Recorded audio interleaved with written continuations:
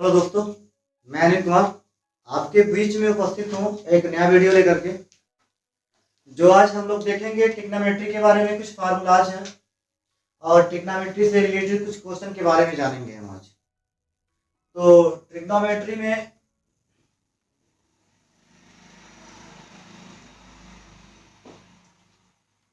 तो हमें जनरली ये जानना जरूरी है कि ट्रिग्नोमेट्री में हमें किसी फार्मूले को किस तरह से फाइंड कर सकते हैं।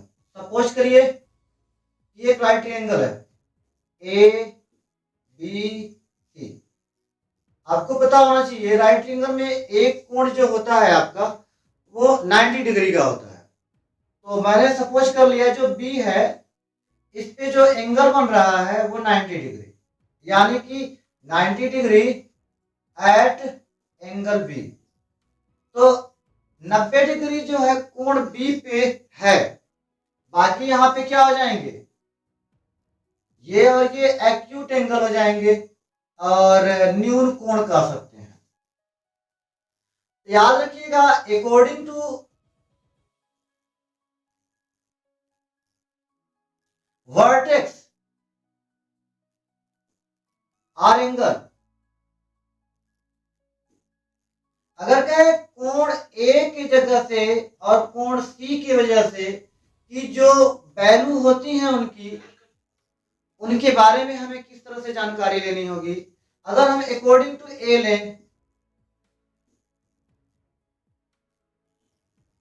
लेते हैं तो उस प्रोसेस पे इसके जो फेस पे साइड होती है यानी कि ये वाली, ये परपेंडिकुलर हो जाती है। और याद रखिएगा जो इसमें सबसे बड़ी साइड होती है वो आपकी क्या होती है, हाइपोटेनस होता है। बाकी से तो आपको समझ में आ गया होगा कि इसे हम बेस कहेंगे। तो बेस और परपेंडिकुलर हाइपोटेनस, यानी कि आपको ये पता चल गया कि बेस किसे कहेंगे, परपेंडिकुलर किसे कहेंगे, हाइपोटेनस। याद रखिएगा ट्रायंगल की जो सबसे बड़ी भुजा होगी यानी साइड होगी वो आपका हाइपोटेनस होगा, यानी कि इसे हिंदी में क्या कहेंगे, हम कर्ण कहेंगे। सर क्या कहेंगे, कर्ण कहेंगे। और इसे परपेंडिकुलर को लंब कहेंगे और इसे हम आधार बोलेंगे। इस त्रिभुज के बारे में यदि जानकारी आपको कंफर्म हो जाएगी तो इसके अकॉर्डिंग हम सारे समकोणों को हम क्या कर सकते हैं, फाइंड कर सकते हैं। तो यदि हमें एंगल ए के अकॉर्डिंग देखा जाए तो साइन ए के बारे में अगर हम पूछें कि वैल्यू क्या होगी तो साइन ए इक्वल टू हो जाएगा परपेंडिकुलर डिवाइडेबल हाइपोटेनस। इसी तरह से देखेंगे साइन के जगह पे cos लेते हैं तो cos a इक्वल टू कितना हो जाएगा, तो बेस डिवाइडेबल हाइपोटेनस होता है। नेक्स्ट नंबर आता है tan का, तो tan a इक्वल टू हो जाएगा परपेंडिकुलर डिवाइडेबल बेस हो जाएगा। अब आते हैं इन सब के, यानी कि कोसेक जो होता है साइन का अपोजिट होता है और जो cos होता है वो सेक का अपोजिट होता है सर, और जो tan होता है वो काट का अपोजिट होता है। तो यदि हम इसे लिखना चाहें सर तो कोसेक को 1/sin के रूप में राइट कर सकते हैं, साइन ए के रूप में। और इसे आगे बढ़ाएं हम यदि तो 1/sin की वैल्यू हमने अभी जस्ट बोला कि परपेंडिकुलर डिवाइडेबल बेस होगा, सॉरी हाइपोटेनस होगा। तो यहाँ पे क्या लिखेंगे, परपेंडिकुलर डिवाइडेबल हाइपोटेनस। ये हाइपोटेनस यहाँ पे ऊपर चला जाएगा यानी कि हाइपोटेनस डिवाइडेबल परपेंडिकुलर हो जाएगा। सेम प्रोसेस इसमें देखेंगे कॉस में, तो सेक जो होता है कॉस जो होता है सेक का अपोजिट होता है, यानी कि सेक की जो वैल्यू होगी 1/cos a हो जाएगा। ये एक दूसरे के अपोजिट होते हैं यानी कि रिवर्स होते हैं। अब यहाँ पे देखें यदि हम तो ये 1/cos को लिख सकते हैं बेस डिवाइडेबल हाइपोटेनस, और ये हाइपोटेनस ऊपर चला जाएगा तो हाइपोटेनस डिवाइडेबल बी हो जाएगा। यानी कि सेक ए की वैल्यू जो होगी वो हाइपोटेनस डिवाइडेबल बेस हो जाएगी, कोसेक ए इक्वल टू हो जाएगा हाइपोटेनस डिवाइडेबल परपेंडिकुलर हो जाएगा। अब आते हैं हम tan को लेते हैं तो यहाँ पे cot की वैल्यू फाइंड करेंगे, ये 1/tan हो जाएगा tan a के। आपको पता होना चाहिए कि tan की वैल्यू जो होती है परपेंडिकुलर डिवाइडेबल बेस होता है। ये बेस कहाँ चला जाएगा, ऊपर चला जाएगा, तो बेस की वैल्यू क्या हो जाएगी, ऊपर, और नीचे परपेंडिकुलर हो जाएगा। यानी कि इस तरह से आप इन 6 के मान फाइंड कर सकते हैं आसानी से। पहली बात तो हमें ये जानना जरूरी है कि जो साइन की वैल्यू होती है किसकी अपोजिट होती है, कॉस की वैल्यू किसकी अपोजिट होती है, और tan की वैल्यू किसकी अपोजिट होती है। इसके अलावा हम ये भी लिख सकते हैं कि tan इक्वल टू 1 बाई कितने के, कॉट के लिख सकता हूं, क्योंकि सेम उसका अपोजिट होता है, मैंने ऐसा बोला। तो इतने फार्मूले को आप राइट डाउन कर लें या तो स्क्रीनशॉट ले लें, बाकी अपना लिखते रहिएगा, बाकी हम आगे उसके बाद चलते हैं। चलिए, तो आप स्क्रीनशॉट ले लिए होंगे, तो हम आगे अब चलते हैं, इसमें देखते हैं। इसके कुछ फार्मूला के बारे में और कुछ फार्मूलाज हैं जो इसके बारे में थोड़ा बहुत जानकारी रखना हमें बहुत आवश्यक है, बिना उसके हम ट्रिग्नोमेट्री के क्वेश्चन करने में थोड़ा असमर्थ हो जाएंगे। सपोज करिए यदि आपको कह दिया जाए कि साइन थीटा का अपोजिट क्या होता है, तो साइन ए इक्वल टू लिख सकते हैं 1 बाई कोसेक के। इसी तरह से कॉस ए इक्वल टू क्या लिख सकते हैं, 1 बाई सेक के। यहाँ क्या लिखेंगे, सेक ए के। इसी तरह से यदि कहें tan ए बराबर क्या लिख सकते हैं, तो ये भी लिख सकते हैं कि कॉट ए के। लेकिन याद रखिए श्रीमान जी, अगर हम इसे tan को लिखें तो ये sign A by cos A के रूप में भी लिख सकते हैं, ये आप दिमाग में बिठा लीजिए। और इसी तरह से अगर कॉट को लिखना चाहें, कॉट ए इक्वल टू, तो ये कॉस ए बाई साइन ए लिख सकते हैं। तो ये फार्मूले आपके लिए बहुत उपयोगी हैं और आपको तो ये याद करना ही होगा, क्योंकि ये परीक्षा के दृष्टि से बहुत ज्यादा उपयोगी है। क्योंकि सारे फार्मूला जो होते हैं ये डिपेंडेंट होते हैं क्वेश्चन पे, क्वेश्चन इस पे डिपेंड होता है, ना कि ये क्वेश्चन पे डिपेंड होते हैं। कह सकते हैं कि आप इसके बिना, फार्मूला बिना आप लगा नहीं सकते हैं। तो हमें इस फार्मूले को ध्यान में रखना होगा और ये सारी चीजें आपके जहन में होनी चाहिए। तो हम आगे देखेंगे इसके बाद और भी कुछ, तो ट्रिग्नोमेट्री के कुछ और क्वेश्चन देखेंगे, उससे पहले हम कुछ एग्जांपल देख लेते हैं। चले, तो हम देखते हैं कुछ एग्जांपल्स इसके बारे में। सपोज करिए कि एक ट्रिग्नोमेट्री दी हुई है, ट्रायंगल दी हुई है, और ये मान लीजिए P है, Q है, R है, जिनमें इसकी वैल्यू 24 दे दिया हुआ है और इसकी वैल्यू दे दिया हुआ है 7। तो बाकी चीजें नहीं दी हुई हैं, तो हमें क्या ज्ञात करना होगा, हाइपोटेनस, क्योंकि सबसे बड़ी भुजा क्या है सर आपकी, हाइपोटेनस। और कह रहा है इसमें कि साइन ए और कॉस बी, सॉरी ये तो है ही नहीं सर, P और कॉस आर और tan P का मान ज्ञात करना है। सेकेंड नंबर में कोसेक आर, सेक P और कॉट आर का मान फाइंड करने हैं। इसे ज्ञात करने के लिए हमें क्या करना होगा, P और R के अकॉर्डिंग हमें हाइपोटेनस और परपेंडिकुलर की आवश्यकता होगी सर। तो हमें मालूम है कि इसकी वैल्यू यहाँ दी है, इसकी वैल्यू यहाँ दी है, तो यहाँ पे कोई भी इस समय हम ना तो P के अकॉर्डिंग देखेंगे ना तो R के अकॉर्डिंग देखेंगे। पहले हमें देखना है पाइथागोरस लेना, पाइथागोरस थ्योरम। तो पाइथागोरस थ्योरम जो कहलाता है वो होता है कि जो आपका कण होता है, यानी hypotenuse power 2 equal to base power 2 plus perpendicular power 2 होता है सर। यानी कि कण का वर्ग बराबर लंब का वर्ग धन आधार का वर्ग। हम इस पे डिपेंड होंगे। अब हमें मालूम है कि इसमें कोई भी परपेंडिकुलर हो सकता है, कोई भी बेस हो सकता है। तो हम कुछ नहीं करेंगे, यहाँ पे 24 ले लेते हैं और इसका स्क्वायर कर देते हैं, यहाँ 7 ले लेते हैं और इसका स्क्वायर कर देते हैं, और यहाँ पे लिखेंगे कण का वर्ग।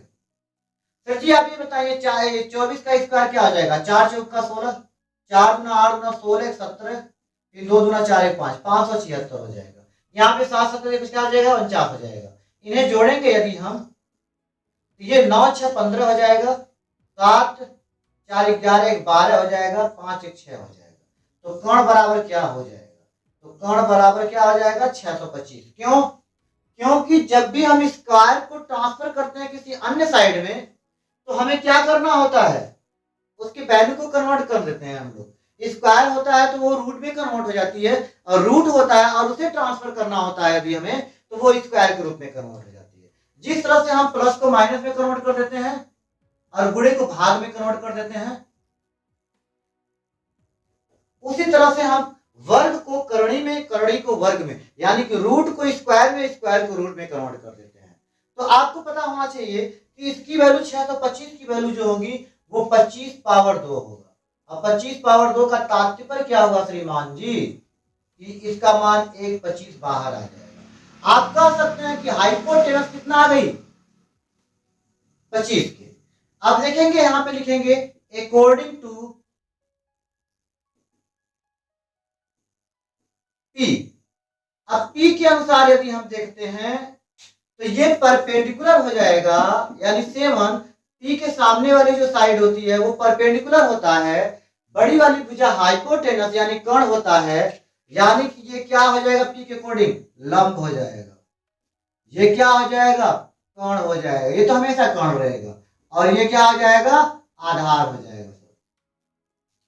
तो यदि हम P के अनुसार साइन P का मान निकालते हैं, तो साइन P बराबर हमें मालूम है कि परपेंडिकुलर डिवाइड क्या होता है सर? हाइपोटेनस।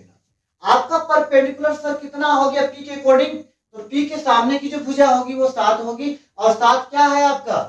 सामने की भुजा है, तो 7 आपका क्या हो जाएगा? परपेंडिकुलर। तो परपेंडिकुलर 7 रखेंगे। हाइपोटेनस आपका हमेशा बड़ी वाली ही भुजा होगी, यानी कि साइन P की वैल्यू 7/25 हो जाएगा। ये आपको पता है। अब देखते हैं tan r की वैल्यू, सॉरी नॉट r, हम देखेंगे किसकी? P की वैल्यू ये भी देखेंगे। तो P के अकॉर्डिंग क्या हो जाएगा? हमें मालूम है कि ये परपेंडिकुलर डिवाइड पर बेस होता है, यानी कि लंब बटे कोण, और ये होता है लंब बटे आधार। लंब की वैल्यू 7 है सर, आधार की वैल्यू 24 है, इसकी वैल्यू 7/24 हो जाएगा। यही आपका आंसर है। इसमें भी सेक P है सर, तो हम सेक P की भी वैल्यू फाइंड कर सकते हैं। तो सेक P बराबर क्या होता है? कॉस का अपोजिट, कॉस की वैल्यू होती है बेस अपॉन हाइपोटेनस, तो इसमें हो जाएगा हाइपोटेनस डिवाइडेबल बेस की। अब यहाँ देखिए हाइपोटेनस की वैल्यू हमें मालूम है कि 25 है। According to P base equal to 24 हो जाएगा, यानी कि 24 आपका हो जाएगा, यानी कि कर्ण बटे आधार हो जाएगा। तो इसकी भी वैल्यू आपको प्राप्त हो गई। अब देखेंगे अकॉर्डिंग टू R, तो पहले आप इसका स्क्रीनशॉट ले लें, क्योंकि आगे हम पढ़ने से पहले हम इसे इरेज करेंगे, फिर आपको आगे बताएंगे। तो स्क्रीनशॉट लेने के बाद आप बताएं।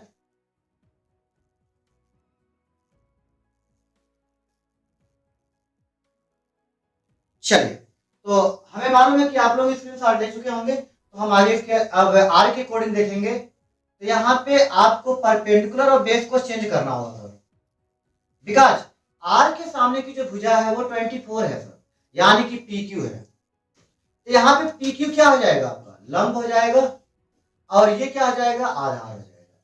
किसके अनुसार? R के अनुसार। तो वहां पे देखिए cos R दिया है सर, cos R लिख लीजिए। फिर cos के बाद नीचे दिया हुआ cosec R, cosec R के बाद दे दिया cot R दे दिया सर। अब देखें यहाँ पे cos का जो वैल्यू होता है वो परपेंडिकुलर ना होकर के बेस डिवाइड पर हाइपोटेनस होता है, यानी कि आधार बटे कर्ण होता है सर, यानी कि बेस डिवाइड पर हाइपोटेनस होता है sir. According to R base आपका 7 हो जाएगा सर, 7 राइट करें, और आपका हाइपोटेनस 25 हो जाएगा, 25 राइट करें। अगर आपको कोई भी प्रॉब्लम हो रहे हैं सर, तो आप बेझिझक बताएं, आप हमें उसमें कुछ सुधार किया जाएगा और सारी चीजें आपको बताई जाएंगी। कोसेक आर के अकॉर्डिंग यदि हम देखें तो कोसेक आपका क्या हो जाएगा, सेम साइन का अपोजिट हो जाएगा, यानी कि कोसेक में क्या हो जाएगा, कर्ण बटे लंब के, या कि हाइपोटेनस डिवाइड बाय परपेंडिकुलर के। हाइपोटेनस आपको पता है कि 25 है और इसके अकॉर्डिंग परपेंडिकुलर 24 है, 24 राइट कर देंगे। अब आते हैं काट पे, काट आर के अकॉर्डिंग क्या हो जाएगा, लंब ये हो जाएगा, आधार ये हो जाएगा, यानी लंब बटे क्या हो जाएगा सर, आधार नहीं होगा, ये तो tan का होता है, तो आधार बटे क्या हो जाएगा सर, लंब हो जाएगा। आपको पता है कि लंब इसमें कौन है, आधार कौन है, तो हमें आधार मालूम है कि 7 होगा, 7 राइट करेंगे। लंब आपका 24 है तो 24 राइट करेंगे। ये आपके क्वेश्चन के आंसर हुए। बाकी इसमें अगर कोई भी दिक्कतें हो रही हैं तो कमेंट बॉक्स में जरूर बताइएगा, लेकिन आगे इसमें से कुछ क्वेश्चंस और आगे देखेंगे हम लोग और इसके बारे में जानकारी हासिल करेंगे। चलिए इसे हम मिटाते हैं और कुछ अन्य फार्मूले पे चलते हैं।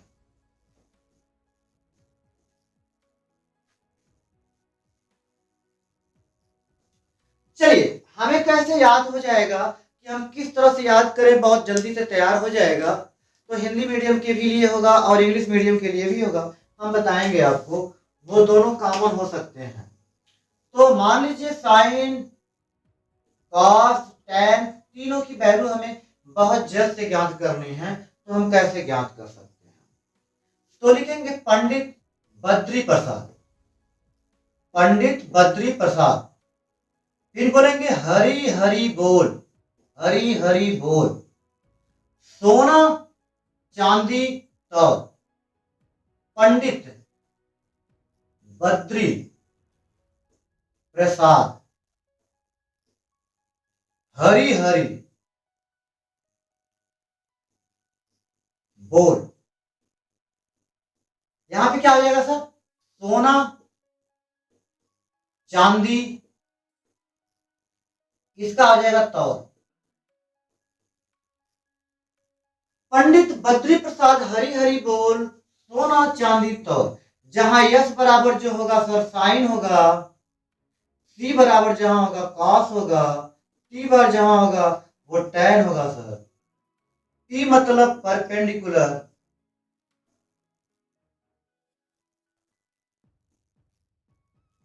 जिसे आप कह सकते हैं लंब हिंदी में। हाइपोटेनस यश को कहेंगे, हाइपोटेनस मतलब होता है कर्ण सर, कर्ण लिखेंगे आप। बाकी शेष बचा बी आपका, तो बी क्या होगा, इसे कहेंगे सर बेस, बेस मतलब आधार होता है। पंडित बद्री प्रसाद हरी हरी बोल सोना चांदी तौल। अब यहाँ पे साइन कॉस टेन बराबर परपेंडिकुलर डिवाइडेबल हाइपोटेनस, बद्री यानी बी फॉर बेस होगा हाइपोटेनस, इन परपेंडिकुलर डिवाइडेबल बेस होगा। बाकी सभी की वैल्यू हमने राइट कर दिया है, आप आसानी से इसे याद कर सकते हैं। हम इसी चीज को और अन्य तरीके से चलेंगे, लेकिन इसका आप स्क्रीनशॉट लें और आगे की तरफ बढ़ें, तब हम आपको आगे बताते हैं।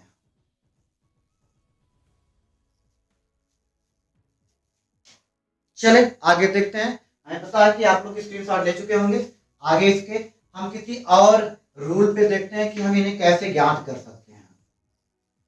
आपको सब 3 ज्ञात हो जाएगा, बाकी 3 शेष जो बचे हैं जो एक दूसरे के अपोजिट होते हैं उन्हीं का उल्टा करते हुए चले जाइएगा, आपकी सारी चीजें कंफर्म होती चली जाएंगी।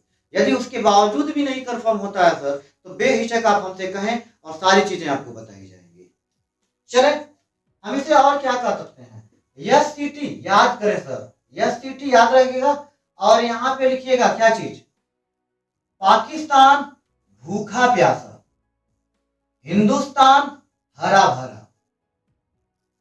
यानी कि पी से पाकिस्तान, बी से भूखा, पी से प्यासा, ह से हरी या फिर हिंदुस्तान, ह से हरा, यच से हरा, और बी से क्या हो जाएगा, हिंदुस्तान हरा भरा हो जाएगा। यानी कि पाकिस्तान पाक भूखा प्यासा, हिंदुस्तान हिंद हरा, यानी कि पाकिस्तान पाक भूखा प्यासा, हिंदुस्तान हिंद हरा, यानी कि पाकिस्तान पाक भूखा प्यासा, हिंदुस्तान हिंद हरा, यानी कि पाकिस्तान पाक भूखा प्यासा, हिंदुस्तान हिंद हरा, यानी कि पाकिस्तान पाक भूखा प्यासा, हिंदुस्तान हिंद हरा, भरा। हरा भरा का तात्पर्य क्या होता है सर? हम हर एक चीज से, यानी कि हमारी समृद्धि बाकी पाकिस्तान के हिसाब से बहुत अच्छी है। तो पाकिस्तान हरे भूखा प्यासा, हिंदुस्तान हरा भरा। इस तरह से इसे आप आराम से कर सकते हैं। नेक्स्ट नंबर, इसे और क्या लिख सकते हैं सर? या सीटी को और क्या लिख सकते हैं? तो PBP divisible H H B. तो इसे हम क्या लिख सकते हैं? पंजाब भूखा प्यासा, भूखा प्यासा। सॉरी सर, ये प्यासा है, हमने पैसा लिख दिया था, प्यासा। और हरियाणा, हरियाणा क्या चीज? हरा भरा, हरा भरा। इस तरह से आप इसे ज्ञात कर सकते हैं। बाकी हमें ज्ञात करना है हिंदी में। हिंदी के लिए हम लोग ट्रिक देखेंगे। तो क्या चीज? या सीटी के लिए लेंगे तो लल्ला बटे कक्का होता है, सॉरी लाल बटे कक्का होता है, लाल बटे कक्का।